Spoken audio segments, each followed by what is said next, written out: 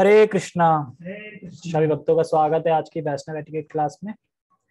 पहले हम मंगलाचरण करते हैं।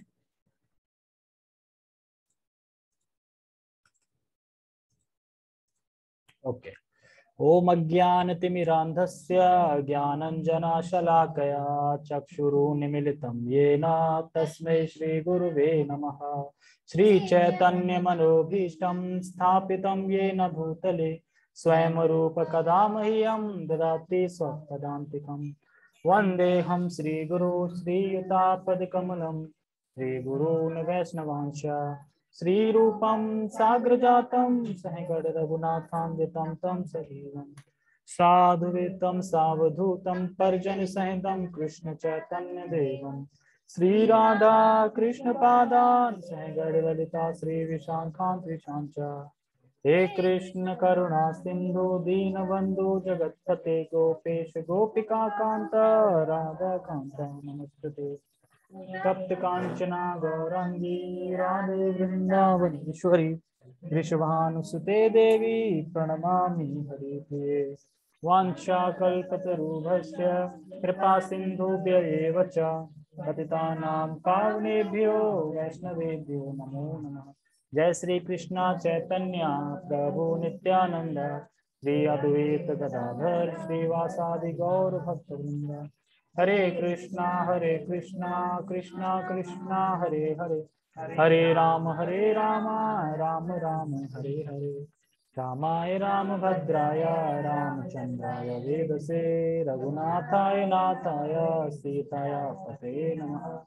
नमो विष्णुपादाय कृष्ण पृष्ठाय भूतले श्रीमते भक्ति वेदांत स्वामिनीति नामिने। नमस्ते सारस्वते देवे गौरवाणी प्रचारिणे निर्विशेष शून्यवादी पाश्चात्य देशतारिणे। हरे कृष्णा। तो सभी का स्वागत है आज की वैष्णव एटिकेट क्लास में। तो मंडे टू फ्राइडे हम भगवत गीता क्लास करते हैं और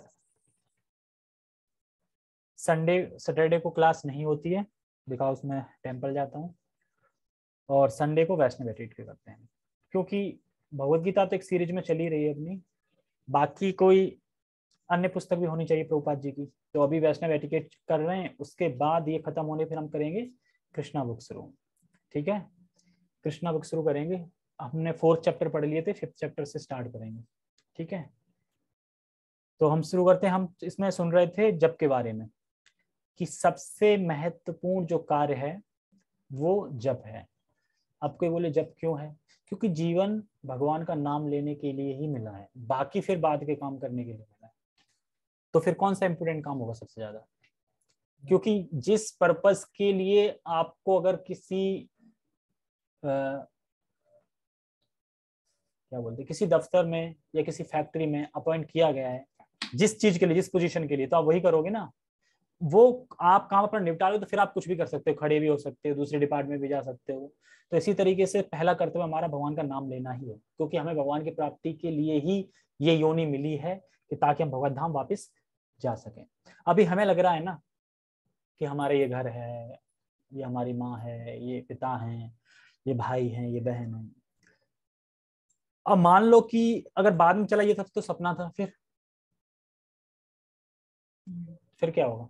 फिर तो यही अफसोस होगा ना, अरे तो सपना था टूट गया और रियलिटी तो ये थी। तो वही भगवान आगे बता रहे हैं ना कि जो तुम्हारे पिता हैं, माता हैं, ये निमित्त मात्र हैं, मैंने भेजे निमित्त हैं, लेकिन परम पिता तो मैं हूं ना, जो हमेशा रहने वाला हूँ। क्योंकि अगर हमारे यही पिता है हमेशा, तो हम तो मर के चले जाएंगे, दूसरा जन्म भी हो जाएगा, कोई दूसरे पिता बन जाएंगे, और ये पिता भी जिंदा है, वो पिता भी जिंदा है। अभी तो ये पिता थे और कुछ दिन बाद तुम्हारे वो पिता हो गए, तो फिर ये कैसे हो सकते हैं पिता? अगर रियली पिता हैं तो ये नहीं हो सकते ना, क्योंकि पिता तो चेंज हो रहे हैं, लेकिन भगवान ही ऐसे पिता है जो कभी चेंज नहीं होते, वो वही रहते हैं हमेशा। तो इसलिए सबसे महत्वपूर्ण हमारा काम जप करना है। तो श्री प्रभुपाद जी ने अच्छे समझाया कि सबसे पहला कर्तव्य जप करना। जैसे कि अगर हमारे घर में कोई मेहमान आया है तो हम मेहमान को टाइम देते हैं, उसके पास बैठते हैं, उससे बातें करते हैं। मान लो कि मेहमान आया, हम फोन पे कहीं और बात कर रहे हैं या हम उसे छोड़ के कहीं और चले गए, तो उसे कैसा लगेगा? तो उसी तरीके से हम भगवान का नाम लेते हैं तो भगवान हमारी जीवा पे आते हैं, हमारे पास होते हैं, बिल्कुल जीवा पे आते हैं स्वयं, और हम वो नाम भी कर रहे हैं, उस समय फोन भी छेड़ रहे हैं, ये भी कर रहे हैं, वो भी कर रहे हैं। तो भगवान को कैसा लगेगा? मुझे बुलाया और मेरी तरफ देख ही नहीं रहा है, मेरा नाम ही नहीं ले रहा है सही से। तो इसलिए हमें कोशिश करनी चाहिए जब भी हम चैंटिंग करें तो पूर्ण रूप से सही से करें। ठीक है, कहाँ कहाँ लिख के आ रहा है? हाँ? ठीक है, तो आज प्रभुपाद जी बताएंगे नम्रता, कि हमें जो भगवान का नाम लेना है तो किस तरीके से लेना है, ऐसे एटीट्यूड से नहीं लेना है कि मैं देखो नाम लेता हूँ। जैसे कि प्रभु जी बता रहे थे कि जैसे निर्जला एकादशी अब आती है, ओहो, निर्जला एकादशी जब आती है तो कहते हैं प्रभु जी पता है आज सुबह से निर्जला हूं, मैं सुबह से निर्जला हूं। तो एक्चुअली क्यों बता रहा है निर्जला है? वो इसलिए बता रहा है कि मैंने भी निर्जला रखा है। मतलब एक तरह से वो बता रहा है, नम्रता नहीं है, बता रहा है कि जैसे मैं 64 माला करता हूँ। आप कितनी माला करते हैं प्रभु? 16, बस हो जाती है खींच तांच के 16 16, मैं 64 करता हूँ। तो मतलब क्यों बता रहा है? या फिर ये कहे कोई आके आपको पता है मैं कितनी माला करता हूँ? हाँ कितनी करते हो बता दो, 64 करता हूँ। तो किसी से पूछा, किसी ने पूछा? उससे नहीं पूछा। जैसे श्री हरिदास ठाकुर जिनका भी हरिनाम चल रहा है अभी उत्सव इस्कॉन में, तो वो 192 माला करते थे, और 2 घंटा में 16 माला होती है, तो 192 माला 24 घंटे में होंगी। अब कोई सोचे 24 घंटे में 192 माला है, तो बाकी का काम कब करते थे? तो वो सिद्ध पुरुष थे, तो वो मन में करते थे। जैसे मन में माला होती है ना, कुछ 3 प्रकार से कर सकते हैं भगवान नाम, मन में, और थोड़ा ऐसे कि खुद बोला खुद ही सुनाई दे दिया, और थोड़ा उच्च स्वर में। तो उच्च स्तर में इसलिए नहीं कर सकते, पड़ोसी आ जाएंगे, हो सकता है कॉल करते हैं पुलिस को, अरे ये सोने नहीं दे रहे रात को, हमें सुबह सुबह जगा देते हैं। तो हम उच्च स्वर में नहीं कर सकते, बाहर आवाज पहुंचेगी। तो मन मन में करेंगे तो सो जाएंगे। मन तो लग ही नहीं रहा ना, अर्जुन तो ये कह रहे हैं मन तो इतना चंचल है ना, मन तो मेरा लग ही नहीं रहा, तो मन कहाँ लगाएंगे? तो इसलिए कह रहे हैं मन तो छोड़ो, बोलो सुनो, यानी जो हम बोल रहे हैं बोलने पे ध्यान मत दो, सुनने पे ध्यान दो। बस भगवान का नाम सुनना है, भगवान का नाम दिव्य है, जब जाता है हृदय में तब हृदय शुद्ध होगा, तब सारी चीजें क्लियर होती है। अच्छा मैं तो ये नहीं था, जैसे कि जो सपने में कोई सो रहा है, मान लो कोई सो रहा है, सपना देख रहा है, अरे मैं तो राजा हूँ, चढ़ाई कर दी है, घोड़ों पे जा रहा हूँ, ये जा रहा हूँ, अभी उठा दे, हेलो अरे चपरासी की नौकरी है, जाओ वहां पे, ऐसे अरे मैं चपरासी हूँ, अभी तो मैं राजा था। तो टूट गया ना उसका घमंड, एक मिनट में उसका वो, मतलब कि जो सोच रहा था, अपनी उपाधि लेके घूम रहा था मैं राजा हूँ राजा हूँ। इसी तरीके से हमें समझना है कि हम यहाँ पे सिर्फ भगवान की प्राप्ति करने के लिए आए, बाकी क्यों की प्राप्ति करनी है, तो ये जो शरीर दिया है भगवान ने, इस शरीर का पालन पोषण करना है, तो उसके लिए थोड़ा कमाना है कि पालन पोषण हो जाए। ज्यादा इकट्ठा करने की जरूरत नहीं, इकट्ठा यहीं कहीं रह जाएगा। जैसे मैंने कल परसों सुनाया था ना, राजा कह रहा था कि तुम जितना दूर दौड़ सकते हो उतनी जमीन तुम्हारी हो जाएगी। अब दौड़ दौड़ के शाम तक वो खुद ही मर गया, दौड़ते दौड़ते हार्ट अटैक हो गया। और जब उसे दफनाया गया तो एक 6x6 का खोदा गया, दफनाया गया, मुस्लिम था। तो वो राजा कह रहा है देखो कितनी जगह चाहिए एक आदमी को, 6 फुट चाहिए, और ये उस 6 फुट की जगह पे भागते भागते, मतलब कि लोभ के मारे और मिल जाए और मिल जाए और मिल जाए, और खुद ही जान चलेगी। तो ऐसे हम करते हैं, जैसे ही बचपन निकलता है और जैसी जिम्मेदारी आती है जॉब की, तो क्या करते हैं, बस कमाना है, पैसे कमाना है, यहाँ बिल्डिंग वहां बिल्डिंग, यहाँ घर होना चाहिए वहां घर होना चाहिए, कमाई कमाई करते करते फिर बच्चों की शादी, ये सब टेंशन लेते लेते, और फिर लास्ट में क्या होता है, प्राण निकल जाते हैं, खत्म, खेल चले गए। और 1 महीने बाद ही घर वाले डीजे पे गाने सुन रहे होंगे, 1 महीने बाद तो छोड़ो जल्दी। जैसे कि प्रभु जी एक के घर गए थे कि मतलब हमारे पिताजी गुजर गए, बड़ा ये माहौल है वो माहौल है, तो वो बिन बताए अंदर चले गए, और अंदर समोसे चल रही है, टीवी चल रही है।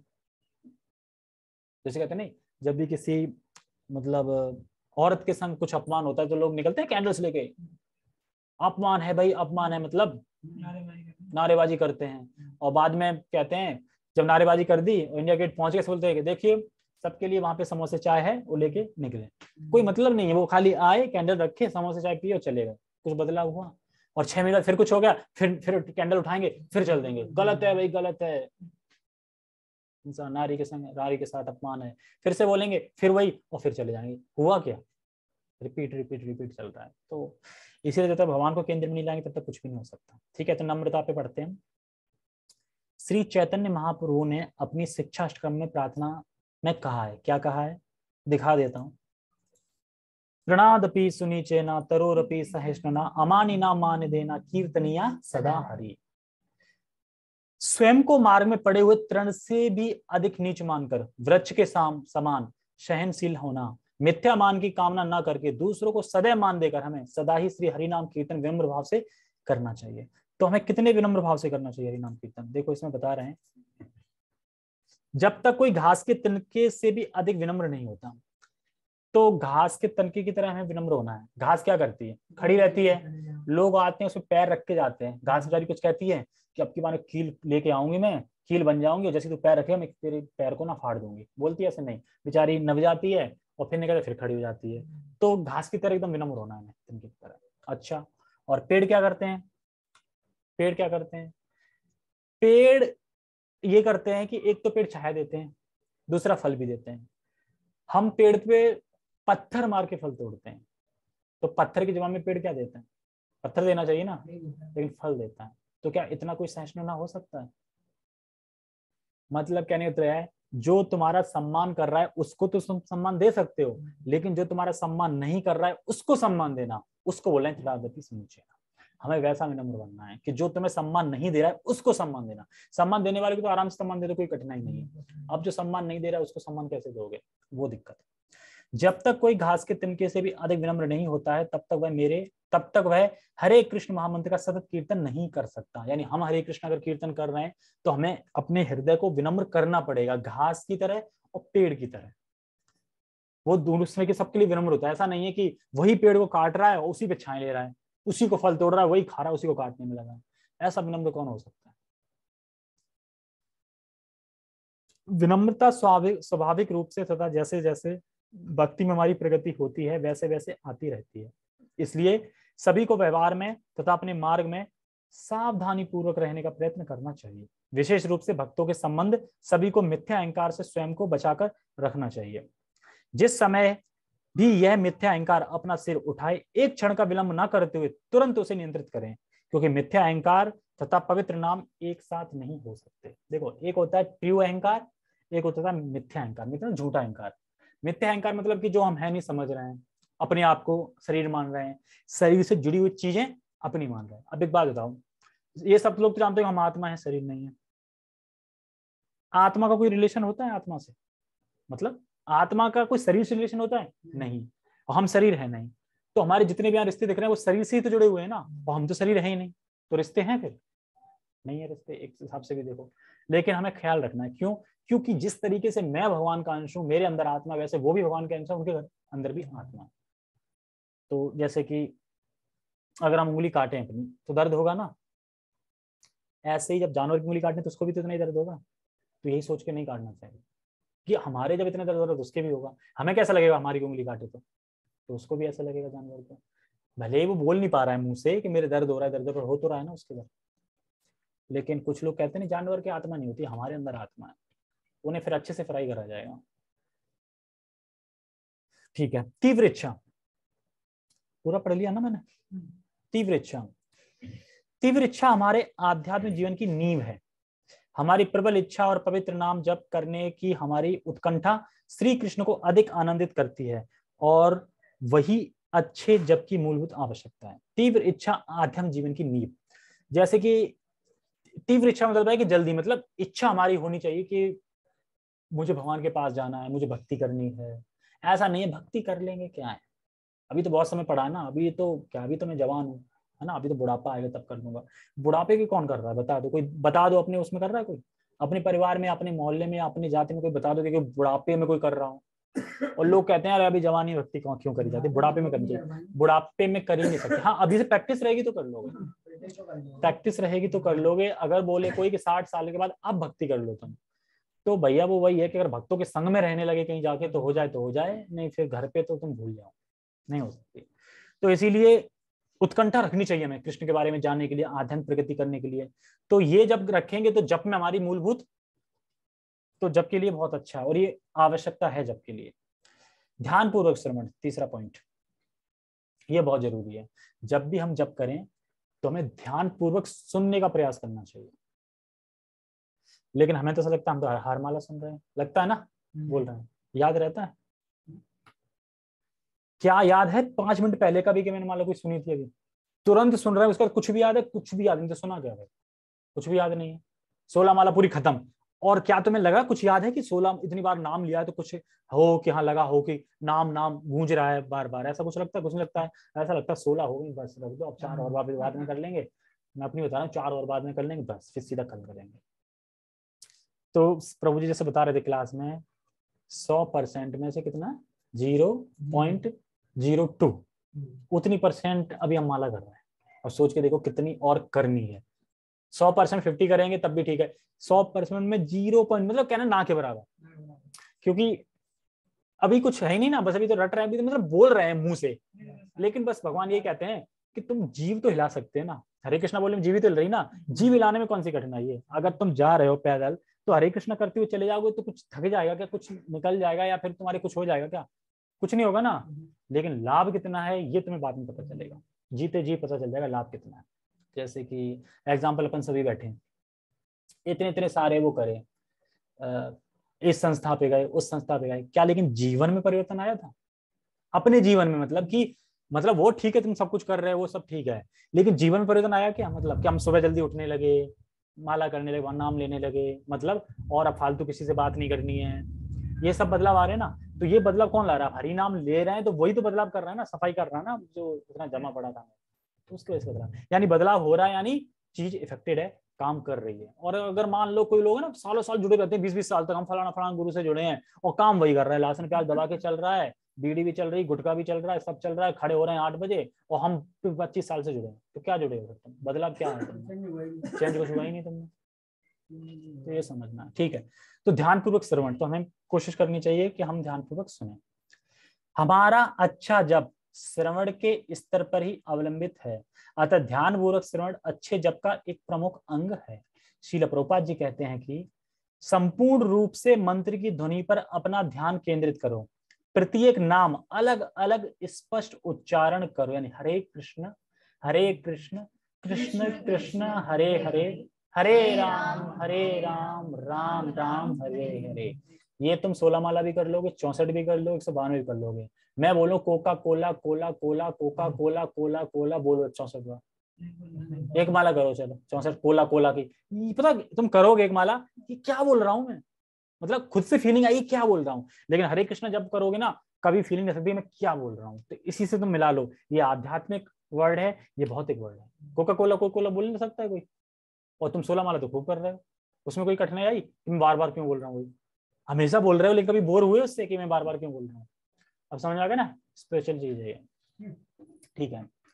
तो ध्यान केंद्रित करो, प्रत्येक नाम अलग अलग स्पष्ट उच्चारण, और जल्दबाजी में जब, हाँ एक ये सब ज्यादा है, जल्दबाजी में कौन करता है, जल्दबाजी हरे कृष्ण कृष्ण कृष्ण हरे राम राम राम हरे हरे, क्या 4 मिनट में माला रिकॉर्ड बना लिया, 4 मिनट माला, भाई 4 मिनट हो ही नहीं सकती, 4 मिनट में माला हो ही नहीं सकती। जैसे कि 6.5 से 7 मिनट समझ लो, जो स्टार्टिंग में करेंगे उन्हें 7, अब जो कर रहे हैं 6.5 से 7, और जो ज्यादा परफेक्ट हो गए बिल्कुल एकदम बढ़िया वो 6 में कर सकते हैं, इससे कम नहीं। क्योंकि प्रभुपाद जी कहते हैं कि 1.5 घंटे में एक जो कि प्रैक्टिस करी हो जिसने बढ़िया से जो हो वो कर सकता है, लेकिन वैसे 2 घंटे लगते, किसी 2 घंटे ज्यादा लग जाते हैं।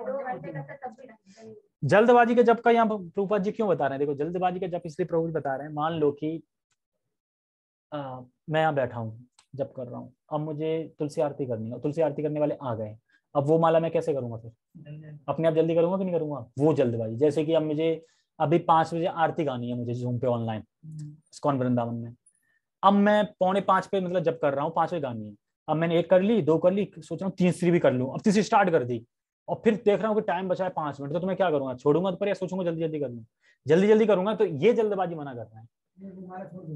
माला छोड़ दो का मतलब है कि माला 2 ही करो, 15 मिनट में 2 ही हो पाएंगे, 2 करो फिर अपना वो करो, और सेवा से पहले माला खत्म कर दो या सेवा के बाद करो, क्योंकि तुम उस टाइम पे करोगे तो फिर वो जल्दबाजी में हो जाएगी, और जल्दबाजी में फिर क्या तुम सुनोगे नहीं, फिर खाली खत्म करने पे है कि बस बोल के खत्म कर, सुनना नहीं है, फिर सुनोगे नहीं, तो सुनना बहुत जरूरी है, क्योंकि भगवान ने कान क्यों दिए, क्या सुनने के लिए, ये कभी किसी ने क्वेश्चन किया, सुनने के लिए दिए तो सब जानते हैं, किसी से पूछो किस लिए सुनने के लिए, क्या सुनने के लिए, बॉलीवुड के गाने, FM नहीं, भागवतम में साफ साफ लिखा है दूसरे स्कंद में, जब ब्रह्मा जी नारद जी को बताते हैं, मतलब कि परीक्षित महाराज पूछते हैं सुखदेव गोस्वामी से, सुखदेव गोस्वामी उसके अंदर बताते हैं कि नारद जी ने ब्रह्मा जी से पूछा, तो ब्रह्मा जी बताते हैं, तो फिर ब्रह्मा जी बताते हैं कि मैं भगवान से पूछ रहा था, भगवान फिर मुझे बता रहे थे उसके अंदर, ऐसा था। तो भगवान उसमें यही बता रहे थे कि हाँ, कि भगवान की इच्छा हुई सुनने की, तो फिर कान का सृजन हुआ, मतलब कान उत्पन्न हुए, कान का, जब कान अगर बनाए भगवान ने तो कान की वस्तुएं भी तो बनाई है ना सुनने के लिए, तो भगवान ने हरि नाम बनाया सुनने के लिए, हरि नाम सुनने में है, मेन वही है, और कुछ नहीं सुनना चाहिए बाकी का फजूल का कुछ भी। क्योंकि तुम सोच के देखो, अगर तुमने 8 घंटा फालतू की बातें सुनी, उससे होगा क्या? कुछ लोग कहते हैं ना, न्यूज़पेपर पढ़ेंगे, आज इसने ये कर दिया, आज यहाँ मर्डर हो गया, ये कर दिया, तुम कुछ कर लोगे क्या उसमें? उसने वहां मर्डर कर दिया, उसने ये नेता ने ये हमला कर दिया, उसने ये कर दिया, ये तुम पढ़ते रहे हो, लेकिन तुम कुछ कर सकते हो, बदलाव ला सकते हो? इतना पेट्रोल बढ़ गया, इतना ये कर दिया, भाई जो होना है वो तो होगा ही ना। मान लो कि मैंने 2 साल से न्यूज नहीं देखी, तो क्या मैं जी नहीं रहा हूँ? सब काम चल रहा है। प्रभुपाद जी कहते हैं कि ये सब चीजें न्यूज वगैरह ये हमें सब नीचे निकलनी चाहिए, और जितना जरूरी है तुम्हारे लिए वो अपने आप पता चल जाएगा तुम्हें। मतलब जो जानने वाली चीज है वो अपने आप पता चल जाएगी, कोई कोई ना बता ही देगा, मतलब सुना ही पड़ जाएगा कहाँ ये हुआ। तो हमें खुद देखने की जरूरत नहीं न्यूज। कुछ लोग तो क्रिकेट के इतने दीवाने हैं कि बताओ क्या मिल रहा है, खेल हो रहा है, टीम इंडिया है वो वहां है, और तुम फालतू में टीवी फोड़ रहे हो, अपना समय खराब कर रहे हो, क्या मिल रहा है?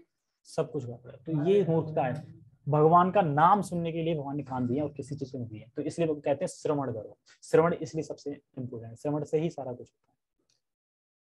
फिर से जब करते समय प्रत्येक शब्द को ध्यानपूर्वक सुनने का प्रयत्न करो। ध्यानपूर्वक श्रवण के बिना हमारा जब केवल यांत्रिक एवं रुचिहीन हो जाएगा। अगर हम ध्यानपूर्वक श्रवण करेंगे ना तो हमारा यांत्रिक और रुचिहीन नहीं, ध्यानपूर्वक श्रवण नहीं करेंगे तो रुचिहीन मतलब हो जाएगा, मतलब रुचि नहीं रहेगी, हीन हो जाएगा और यांत्रिक हो जाएगा। तरह से मतलब बस रट्टा मार कर रहे हैं। ठीक है। नाम में दृढ़ विश्वास।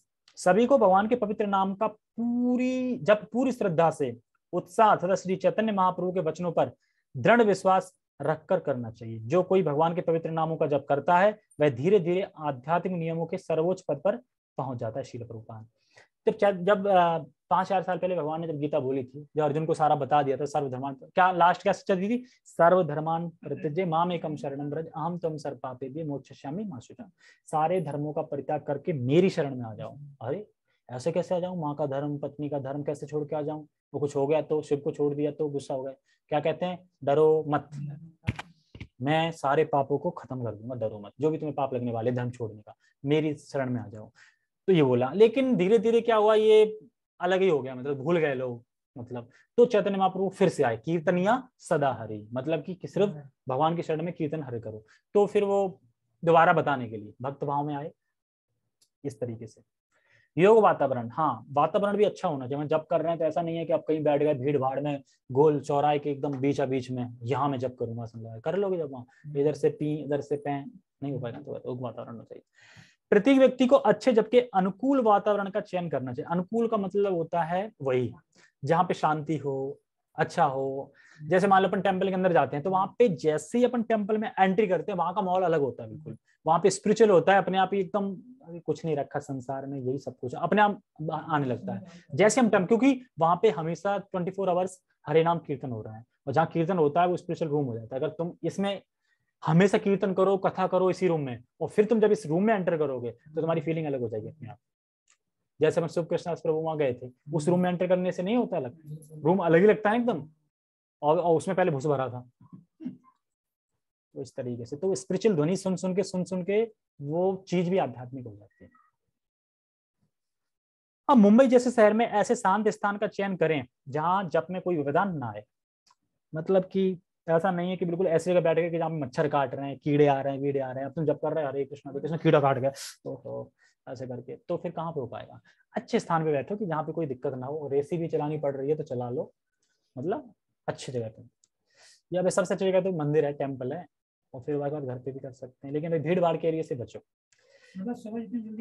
हाँ, जैसे उदाहरण के लिए घर की गैलरी में बैठकर जप करना और उसी समय सड़क पर हो रही भीड़ की ओर ध्यान देना अच्छे जप का चिन्ह नहीं है। तो बता रहे हैं गैलरी में बैठ गए, अब गैलरी में बैठे सामने देख रहे हैं हरे कृष्ण निकल गया, हरे कृष्ण निकल गया, हरे कृष्ण पुजारी निकल गए, देखने लगे, ऐसे भी जाता ना निकलने लगे, ओ भैया रुकियो माला लोड़ दे, क्या क्या बेच रहे हो, तो नहीं लेना, ठीक है जा, फिर हरे कृष्ण हरे कृष्ण। तो गैलरी में बैठोगे तो ये होगा ना, गैलरी में क्या होगा, गैलरी में सामने दिखेगा ना। अब तुम तुलसी माता के सामने देख रहे हो, तुलसी माता तो कुछ बदलेंगी नहीं, तो वैसे ही है, अब उनको देख के क्या आएगा, आप तो माली कर रहे हैं। तो इसीलिए इधर की चीज देख के जब नहीं करना चाहिए, क्योंकि मन तो हमारा फंसाने वाला है ही ना। मन कहेगा पूछ लो ना कितने रुपए किलो है, थोड़ी देर बंद कर दो, जब क्या दिक्कत है ना, निकल जाएगा। मन आए तो ले लेना, बोल देना पूरी माला कर लूं, और नहीं तो फिर पूछ के ज्यादा महंगी तो चला ही जाएगा। कोई भी आ सकता है, या हो सकता है कोई ऐसा निकल रहा है टेढ़ा मेढ़ा सा और उसको देख ही रहे, ऐसा भी जाता है ना। देख ही रहे हैं। तो इसलिए गैलरी में बैठ के प्रभुपाद जी कह रहे हैं बिल्कुल घटिया है, बेकार है। अच्छा नहीं, ठीक है। कई भक्तों को कार्यालय में अपनी नौकरी पर जाने के लिए यात्रा करनी पड़ती है, इस दौरान भी जप कर सकते हैं, परंतु इस जप को अतिरिक्त जप समझकर करना चाहिए तथा निर्धारित 16 माला जप की नियमित संख्या में उसकी गणना नहीं करनी चाहिए, क्योंकि इस जप का स्तर अच्छा नहीं होता। हम जो बैठ के 16 माला का जप सही करते हैं उसका स्तर, और फिर एक्स्ट्रा जप है, चलो चलते फिरते कर रहे हैं, एक्स्ट्रा है चलते फिरते कर रहे हैं, या फिर चलो जॉब पे जा रहे हैं, मेट्रो में तो मेट्रो पे कर रहे हैं, बस में तो बस में कर रहे हैं, तो कर सकते हैं अतिरिक्त माला समझ के। 16 माला में नहीं समझनी चाहिए कि अब 12 कर ली मैंने, 4 मेरी रास्ते में हो जाएंगी। या फिर कुछ लोग ये भी नियम बना लेते हैं, 8 घर पे करूंगा, 4 इधर से समझ जाऊंगा, आधा घंटा लगता है, पैदल मैं जा रहा हूँ किराए से, और 4 उधर से, 8 ये हो गई 12, क्या दिक्कत है, वो हो ही जाएंगे अपने आप, वो हो ही जाएंगे वो। तो उसमें ये मान लो एक अक्षर नहीं सुनोगे तुम, बस तुम्हारा मुंह चल रहा होगा, जीभ चल रही होगी, बस सुन कुछ नहीं रहेगा। तो वो जब अतिरिक्त माला समझ के जा रहे हैं तो 12 माला तो क्या कर नहीं पाते ना। हाँ वो भक्त होते हैं ना, संग अकेले कहाँ जा रहे हैं, भक्त होते हैं वो फिर भी ठीक हो जाता है। भक्त सब बैठे हैं और सब हरे कृष्णा कर रहे हैं, बैठा नहीं जाता, तो कोई नहीं 8-10 करो, चल के कर लो, आएगा अभी आएगा, इसी में आएगा, पढ़ो इसी में आएगा, टेंशन मत लो। रूपा जी सब बोल रहे हैं, घबराओ मत, सब बता रहे हैं, तो पता है ना कलयुग के लोग कैसे हैं कैसे होंगे। ठीक है, तो इस दौरान भी जब कर सकते हैं, परंतु पढ़ लिया ना मैंने, ठीक है। शरीर की मुद्रा, अब आ गया ना, शरीर की मुद्रा पूछ रहा है ना, बैठा नहीं जाता, मुझे पे भी नहीं बैठा जाता। शरीर की मुद्रा, यदि कोई सक्षम है तो बैठकर जप करना अत्यंत उत्तम है। अगर कोई सक्षम है तो बैठकर जप करना अत्यंत अत्यंत उत्तम है। सुविधा अनुसार सुखासन यानी पालथी मतलब सुखासन पालथी अथवा पद्मासन में बैठें एवं पीठ को सीधा रखें। दीवार का सहारा बिल्कुल ना लें, नहीं तो लुढ़क जाओगे, मतलब सो जाओगे। पीठ झुकाकर बैठना, हाथ की कोहनी को घुटने पर या गोद में टिकाकर बैठना भी टालें। यानी मैं ऐसे करके नहीं बैठना है, ऐसे करके भी नहीं बैठना, पता चले यहीं से कटक रीढ़ गड्डी टूट गई कहीं, ऐसे होगा ज्यादा, ऐसे एकदम सही बैठना है, ठीक है। और टालें क्योंकि वह स्थिर नींद में, ऐसा नहीं कि टिक के तो सो ही जाएंगे टिक के। जैसे आज ही मैं दिन में 4 माला कर रहा था कुर्सी पे, अभी कुर्सी का बताएंगे इसमें, और मैं कुर्सी पे सो गया एकदम, मतलब मैं सो रहा एकदम जग रहा, एकदम सो रहा, फिर मतलब मन में क्या सोच रहा है, ये राउंड पूरा हो जाए फिर सो ही लेता हूँ थोड़ा बैठे बैठे, क्योंकि राउंड तो पूरा कर लिया ना, ऐसा करके ऐसे सोच रहा। और सोच कैसे रहा हूँ, माला रुकी है और माला रुके हुए सोच रहा हूँ, और मैं सोच रहा हूँ माला तो मैं कर रहा हूँ कि ये हो जाए, और माला रुकी है नीचे, तो ऐसे करके नींद आ गई एकदम, तो झपक गया फिर मैं 5 मिनट, ठीक है। तो क्योंकि यह स्थिति नींद को तुरंत निमंत्रण देती है, नींद सब कहते हैं आओ, है ना। सबसे खराब स्थिति है कुर्सी पर पैर फैलाकर बैठना अथवा बिस्तर पर अस्त व्यस्त बैठना, जो कि नींद को तुरंत आमंत्रण दे दे। या फिर बिस्तर पे बैठ गए ऐसे करके, ऐसे कर रहे हैं, या फिर कुर्सी पे बैठ गए, तो ये तुरंत को मतलब निमंत्रण दे रहा, आओ नींद आओ, मेरे पास आओ ना, मैं आपको ग्रहण करूंगा ऐसे। यदि किसी को अधिक नींद आ रही है तथा मन विशेष रूप से अशांत हो रहा है तो खड़े रहकर तथा चलते हुए जप करना किसी भी समय ठीक है। अगर तुम्हें नींद आ रही है या फिर बैठ नहीं पा रहे हो मतलब, तो फिर चलते हुए जप करना किसी भी समय ठीक है। सार स्वरूप शरीर तो स्वस्थ है परंतु मन चंचल है तथा यदा कदा निष्क्रिय है। तो खड़े होकर जब करते समय दीवार का सहारा नहीं ले, मतलब खड़े होकर कर भी रहे खड़े होकर, तो ऐसा नहीं अब टिक गए, हम सोचेंगे क्या हम खड़े होकर जब कर रहे टिक गए तो हम तो नहीं गिरेंगे, ये सोच रहे ना। अपनी एज को ऊपर ले जाओ, आप 60-70 पे ले जाओ, फिर बताओ खड़े होकर तुम टिक के कर रहे हो तो गिर सकते हो, नींद झोंका आ गया ना गिर जाओगे उस टाइम पे, ठीक है। तो प्रभुपाद जी ऐसा नहीं है कि जवान लोगों के लिए बता रहे हैं, सबके लिए बता रहे हैं। सहारा लेने से बचें, कदाचित उसमें भी नींद आ सकती है। वृद्धावस्था में मन हमें श्री कृष्ण के मधुर नाम से वंचित करने वाले कार्यों में फंसाने के लिए नाना प्रकार की युक्ति ढूंढता रहता है। अरे लड़के ने तो वो नहीं किया, लड़के ने ये काम नहीं किया, वो नहीं किया, बुढ़ापे में तो और आते रहते हैं ना चिंता इधर उधर से, ये नहीं किया उसने नहीं किया, ये मन फंसाता है हमारा। एक्चुअली जो कुछ भी बोल रहा है मन बोल रहा है ना, और मन तो चाहता ही है ना कि तुम फंसे रहो।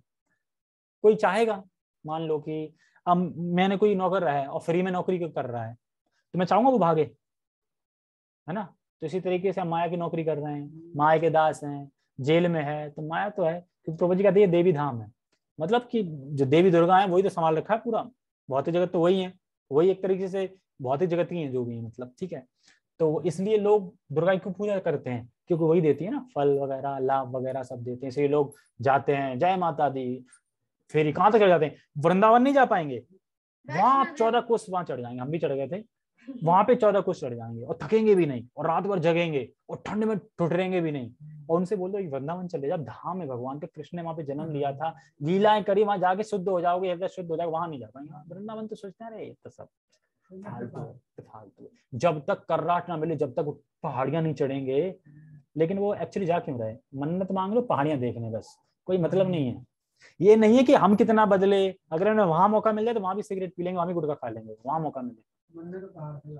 जैसे कि अभी गणेश का तो बड़ा बुरा हाल है, गणेश विसर्जन तो एक तरह से वो बना दिया है, लोग दारू पी रहे हैं, सिगरेट पी रहे हैं और वो लगा के कर रहे हैं, भाई गॉड। विश्वकर्मा पूजा पे तो डांस हो रहे थे बॉलीवुड पे, मैं आ रहा था रात को, लेडीज तो नाच रही थी, बॉलीवुड के गाने पे डांस कर रही है और विश्वकर्मा बैठे हैं। तो ये क्या है, तुम फालतू में, अरे इससे अच्छा मत करो, तुम कर क्यों रहे। मतलब कि देखो, अगर बताते हैं शास्त्र में, श्रीमद् भागवतम में, कि अगर कोई गणेश की पूजा करता है पूरे मन से अच्छे से, तो गणेश कहते हैं वाह तुमने मेरी बहुत अच्छी पूजा करी, अब ना आप मेरी मम्मी के पास जाओ। मम्मी कौन है, दुर्गा पार्वती। अब दुर्गा की फिर वो अगले जन्म आगे बढ़ के फिर दुर्गा की पूजा करेगा, बहुत अच्छा, मतलब जो किसने सही से करी एकदम फॉलो, बिल्कुल कोई गलती नहीं। दुर्गा कहती है वाह कितना अच्छे से किया, अब आप मेरे पति देव के पास जाओ। फिर वो शिव के पास जाता है, और जब शिव के पास करता है तो शिव कहते हैं भाई मैं तो धन्य हो गया, अब तुम वहां जाओ जिनका मैं भजन करता हूँ। तो फिर राम कृष्ण, फिर विष्णु, तब उनके पास, मतलब ये स्थिति है धीरे धीरे धीरे। लेकिन जो भक्तों के संग में आ गया, भक्ति कर रहा, वो डायरेक्ट पहुंच गया। मान लो कि एक इंसान नीचे से लेके सीढ़ी से ऊपर पहुंचा, एक लिफ्ट से पहुंच गया तुरंत, तो पहुंचा तो वहीं दोनों ना। तो हम सीधा भक्ति कर रहे हैं, मान लो पिछले जन्म में जो भी जन्मों में किया होगा, अभी हम सीधा भक्ति के लेवल पे, मतलब भक्ति कर रहे हैं, ठीक है, और कृष्ण का आश्रय ले रहे हैं, कृष्ण को भगवान मान रहे हैं, और मतलब मानने का है तो इसलिए मान रहे हैं क्योंकि गीता में बोल रहे हैं भगवान अहम सर्वस्व प्रभु, मैं ही सबका प्रभु हूँ, डायरेक्ट सी बात है, ठीक है। तो कर रहे हैं, लेकिन वो लोग भी आएंगे धीरे धीरे, लेकिन सही से। अगर वो ऐसे कर रहे हैं, दिखावा कर रहे हैं, तो वो सीधे गड्ढे में गिर रहे हैं फिर। ठीक है, मैं कहाँ पे था, थोड़ा भटक गया, कहाँ पे था मैं, हाँ, मन चंचल था निष्क्रिय है, खड़े होकर जब करना वृद्धावस्था, ठीक है बढ़ा दिया, ठीक है। हाँ, कई भक्त चहल कदमी करते हुए जब करना पसंद करते हैं। और बता कैसा, हरे कृष्ण अच्छा चल रहा है, मस्ती में नहीं करते, जा रहे हैं मस्ती में, जब भी हो रहा है चल, ये नहीं करना चाहिए, करना पसंद करते हैं। यद्यपि आचार्यों ने इसे मान्यता दी है, फिर भी यहाँ वहां ना देखते हुए सावधानी पूर्वक रहना चाहिए, तथा किसी भी कारण अपना ध्यान विचलित नहीं होने देना चाहिए।